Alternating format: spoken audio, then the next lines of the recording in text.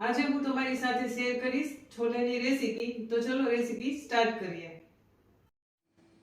અહીં મેં એક બાઉલમાં ઓવરનાઇટ પલાળેલા ચણા લઈ લીધા છે, જેને હું કુકરમાં એડ કરી દઈશ.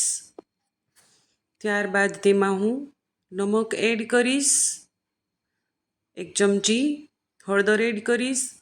ઢાંકણ ઢાંકી 5 થી 7 વિસલ વગાડી લઈશું. ત્યારબાદ તમે જોઈ શકો છો કે આપણા ચણા બફાઈને બિલકુલ રેડી થઈ ગયા છે. તો તેને હું એક બાઉલમાં નીકાળી લઈશ.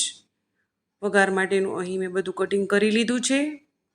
તો એક પેનમાં હું તેલ ગરમ કરવા મૂકીશ. તેમાં હું રાઈ એડ કરીશ, જીરું એડ કરીશ અને હિંગ પાવડર એડ કરીશ. ત્યારબાદ તેમાં હું લસણની પેસ્ટ એડ કરી દઈશ. ત્યારબાદ તેમાં હું કાંદા કટિંગ કરેલા છે તે પણ એડ કરી દઈશ. તેને સારી રીતે સાતળી લઈશું. ત્યારબાદ આદુની પેસ્ટ પણ આપણે એડ કરી દઈશું અને તેને પણ સારી રીતે સાતળી લઈશું. ત્યારબાદ આપણે મરચાંનું કટિંગ છે તે પણ એડ કરી દઈશું અને તેને પણ આપણે સારી રીતે સાતળી લઈશું. ત્યારબાદ ટોમેટો ગ્રેવી છે તેને પણ આપણે એડ કરી દઈશું અને તેને પણ આપણે સારી રીતે સાતળી લઈશું. તો તમે જોઈ રહ્યા છો અત્યારે ગ્રેવીમાંથી તેલ છૂટું પડવા લાગ્યું છે.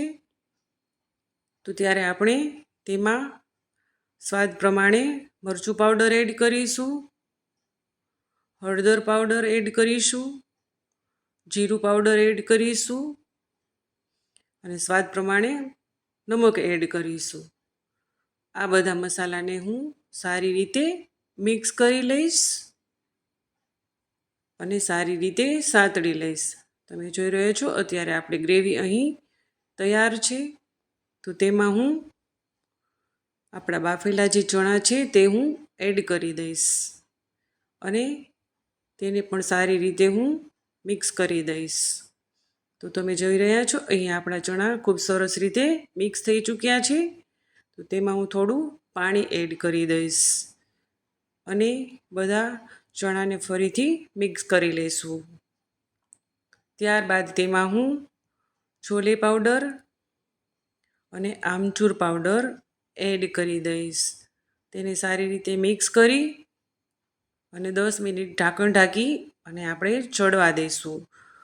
તો તમે જોઈ રહ્યા છો અહીં આપણા છોલે બનીને રેડી થઈ ચૂક્યા છે. તો તેમાં હું